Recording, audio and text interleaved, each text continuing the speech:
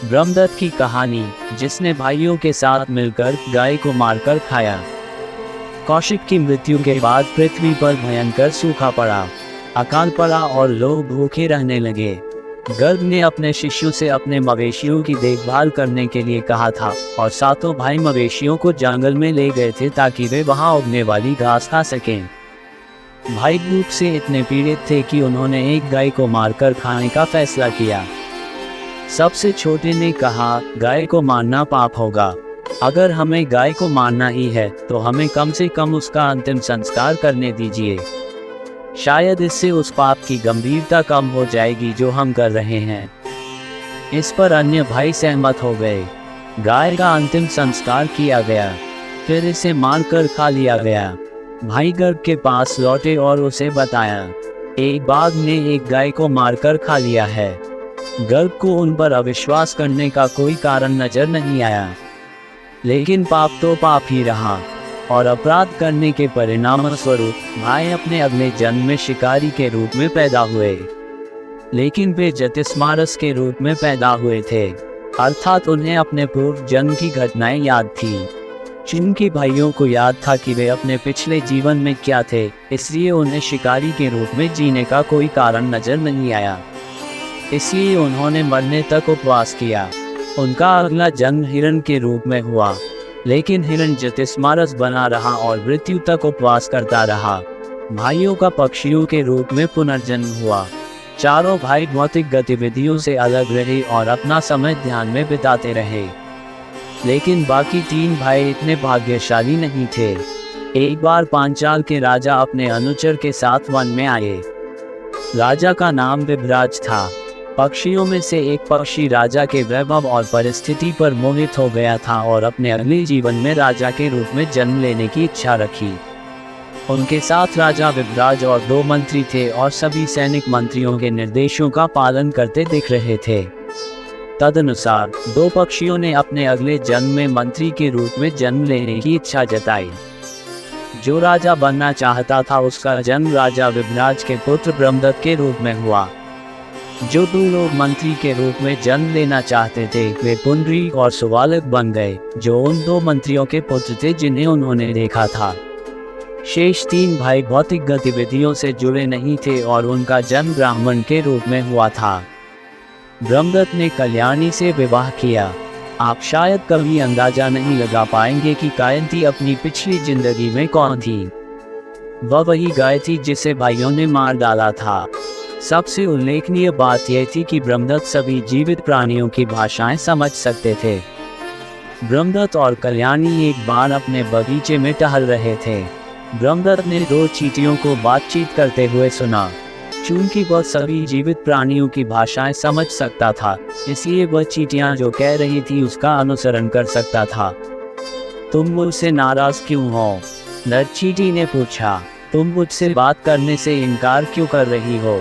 चले जाओ और मुझे परेशान मत करो, मादा चींटी ने उत्तर दिया।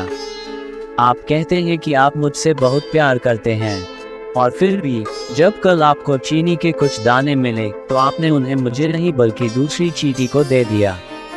मैं आपसे बात करने से इनकार करती हूँ। वह मेरी गलती थी, नर चींटी ने कहा। मैंने सोचा कि यह आप ही हैं जिन्हें मैं चीनी के दाने दे रहा हूँ। मैं भविष्य में कभी ऐसी गलती नहीं करूँगा। कृपया मुझे क्षमा करें और मुस्कुराएं। मैं आपको इतना क्रोधित नहीं देख सकता। चींटियों ने बात को बना लिया। बातचीत से ब्रह्मदत्त को हंसी आ गई। कल्याणी स्वाभाविक रूप से जानना चाहती थी कि ब्रह्मदत्त क्यों हंस रहा था और राजा ने पूरी बातचीत अपनी पत्नी को बताई, लेकिन कल्याणी ने अपने पति पर विश्वास करने से इनकार कर दिया। कोई आदमी चींटियों की भाषा कैसे समझ सकता है? वह जानना चाहती थी। आप झूठ बोल रहे हैं, आप मुझ पर हंस रहे होंगे। ब्रह्मदत्त ने अपनी पत्नी को समझाने की कोशिश की, लेकिन कल्याणी नहीं मानी। राजा को समझ नहीं आ रहा था कि क्या करे, लेकिन जब वह सो रहा था तो उसने सपना देखा कि विष्णु उसके सामने प्रकट हुए और उसे अगली सुबह तक इंतजार करने के लिए कहा। ये सोचकर कि तब ब्रह्मदत्त का मन शांत हो जाएगा। मुझे आशा है कि आप यह नहीं भूले होंगे कि चारों भाई ब्राह्मण के रूप में पैदा हुए थे। वे ब्राह्मण के रूप में पैदा हुए थे। वे सुदृढ़ नामक एक ब्राह्मण के पुत्र के रूप में पैदा हुए थे और उनका नाम धृतिमान, तत्वदर्शी, विद्याचंद और तपोत्सुक रखा गया था। चूंकि वे ज्योतिष्मार के रूप में पैदा हुए थे, वे अपने पिछले जीवन के बारे में जानते थे और भौतिक गतिविधियों में फंसने की उनकी कोई इच्छा नहीं थी। वे जंगल में जाकर ध्यान करना चाहते थे, लेकिन सुदृढ़ ने अपने पुत्रों को रोकने की कोशिश की। आप ऐसा कैसे कर सकते हैं? उसने पूछा। आप ध्यान करने के लिए जंगल में कैसे जा सकते हैं? आपको मेरे बुढ़ापे में मेरी देखभाल करनी होगी। यदि आप मेरी देखभाल नहीं करेंगे तो मैं भूख से मर जाऊंगा। कृपया वह पाप न करें। उनके एक बेटे ने उत्तर दिया, आप भूखे नहीं मरेंगे। राजा ब्रह्मदत्त के पास जाओ और उनसे धन मांगो।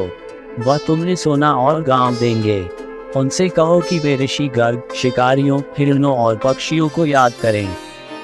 चारों पुत्र वन में चले गए। सुदृढ़ राजा से मिलने गए।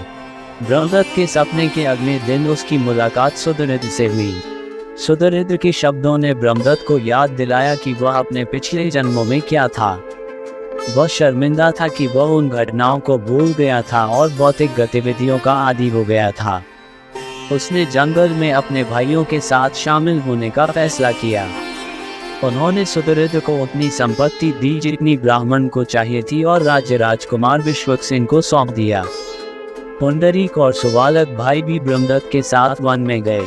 इस प्रकार कौशिक के 7 पुत्रों को अंततः मोक्ष प्राप्त हुआ। संतों ने कहा, एक बात है जो हमें समझ में नहीं आती।